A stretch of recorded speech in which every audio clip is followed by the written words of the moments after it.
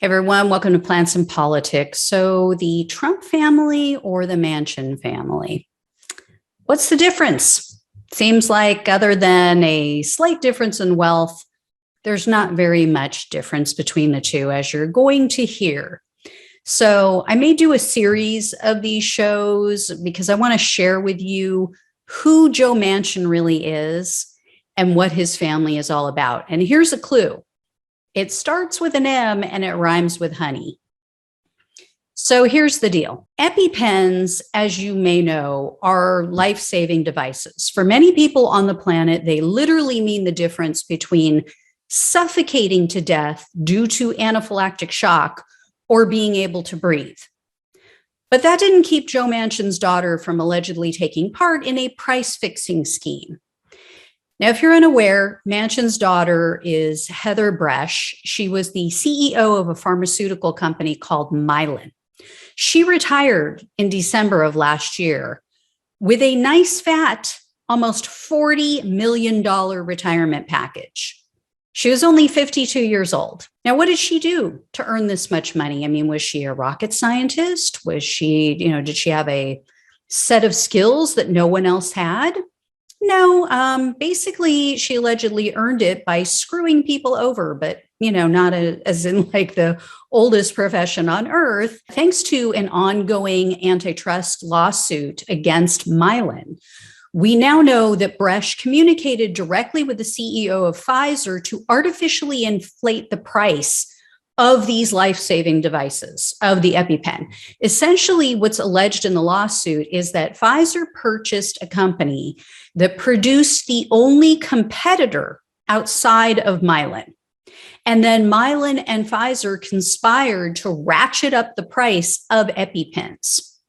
And this alleged sinister plan appears to be laid out in email form. There was an email from Bresch's office to the Pfizer CEO.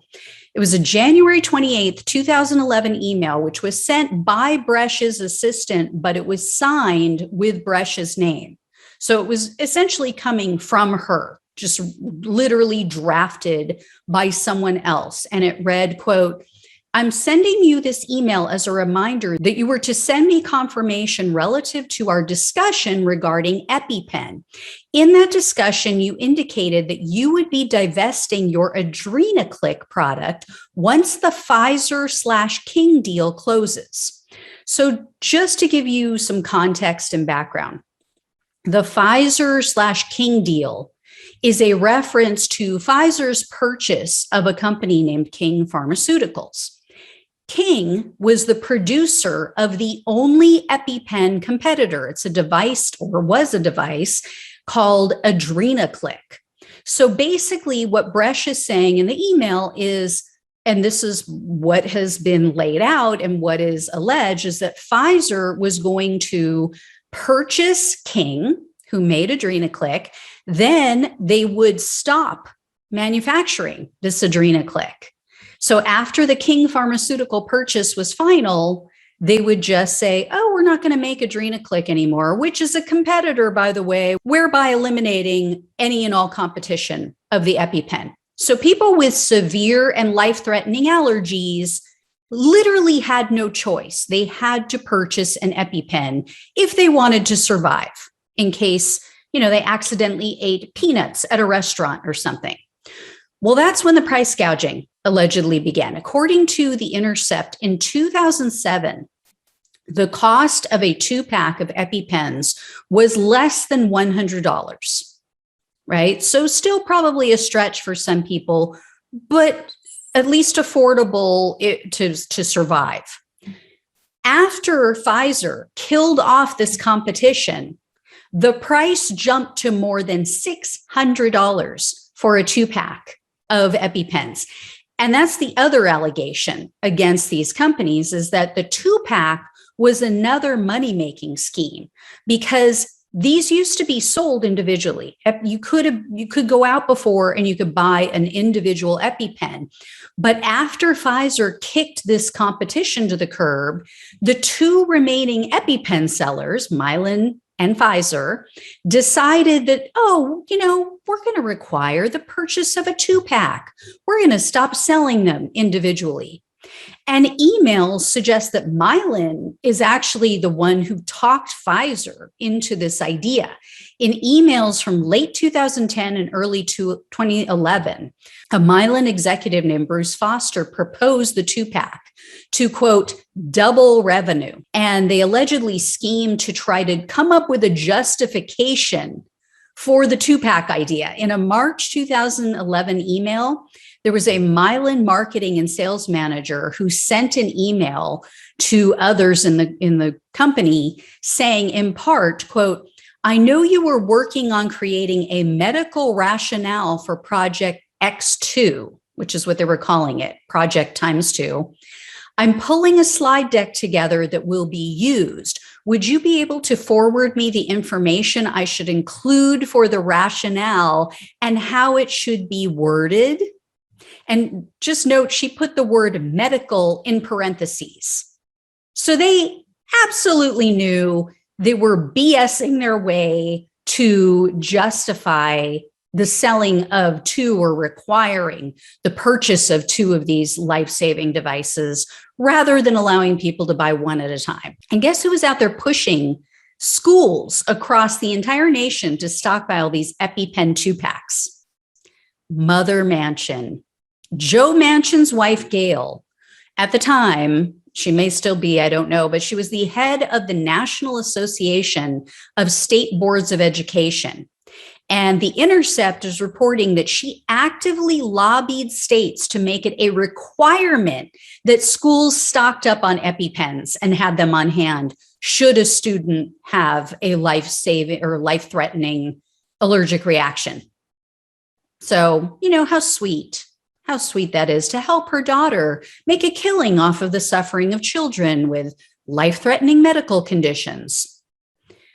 These people are vile ghouls. How evil and greedy can you possibly be? Seriously? And Pfizer, as part of another lawsuit around these same claims, they already agreed to a $345 million settlement in a class action lawsuit for the same thing, for EpiPen price fixing. They denied any wrongdoing, but they agreed to the settlement. So think about that. Think about how much money these greedy bastards must make off of medications that people need to survive. They make so much money that they can afford to give Manchin's daughter this $40 million golden parachute. When public scrutiny becomes too intense, we'll just let you ride off into the sunset with 40 million. And they can just afford to settle a lawsuit for almost 350 million. And get this isn't the first scandal that Manchin's daughter has had. In a truly Trump-like fashion, she apparently embellished her academic credentials, and then she refused to release her transcripts. Yeah. Evidently, in 2007, Brush was promoted to the position of Chief Operating Officer, so COO, of Mylan Pharmaceuticals. And then soon afterward, a local news outlet reported that she didn't even have a master's degree. She claimed that she had a master's degree in business administration. So Manchin, at the time, was the governor of the state of Virginia. And what do you know? All of a sudden, his little girl's university stepped in and they said, no, the newspaper is wrong. No, she does have this master's degree. They just claimed that there was this, clerical error. This happens so often. I mean, they basically threw their own school under the bus. Like they're so inept. They're so, they can't keep their records straight. So unfortunately for them, there was an investigation launched, and a 5-member panel found that not only did school officials lie for Brush and say that she had a degree when she didn't, but they actually went as far as to falsify her transcript, and they awarded her grades that the 5-person panel said they, quote, simply pulled from thin air. That is a direct quote from the investigators. In fact, Bresh had failed to complete 2 full semesters worth of classes, and they just gave her credits for classes that she never took, and they literally made up the grades. They also said that Bresh received special treatment, or this panel did, because of her high profile. And they said that the school officials made the decision to grant her the master's degree, quote, whether she had actually earned it or not. And then school officials who met with these investigators told them that they felt pressured by senior administrators to go along with the story and, quote, not rock the boat. In the end, several senior officials resigned from West Virginia University as a direct result of this Manchin-related scam. Yet, what happened to him? He goes on to become a senator. What happens to his daughter? She goes on to become the COO of a major pharmaceutical corporation, and she gets a $40 million bailout. And then Mylan went on to sell the company. So, yeah, everybody's good. Everything's done. Everything's over. All behind us, all clear. And she gets to live like a freaking queen. After she helped to literally, allegedly price fix EpiPens that people need to breathe. Like I said, what is the difference? What is the difference between the Trump family and what they do and what they get away with and the Manchin family? I don't see any. He's scum. He needs to go. His family is vile. These people are gross. They're absolutely gross. So anyway, guys, I will let you know if I hear more on this and this lawsuit going on, but there is more that I will share in the coming weeks about Manchin. And keep in mind, one of the things that is in this bill that he's trying to prevent from going through, this, infrastructure bill, one of the tenets, one of the things in this bill is the ability for Medicare to negotiate pharmaceutical pricing, to negotiate and get the price down for people like these people who need EpiPens. Gee, I wonder why Manchin is fighting it. Between his ties to this Exxon lobbyist that spoke when he didn't think anybody would see what he was saying, how Manchin is one of his favorite people, got him on speed dial.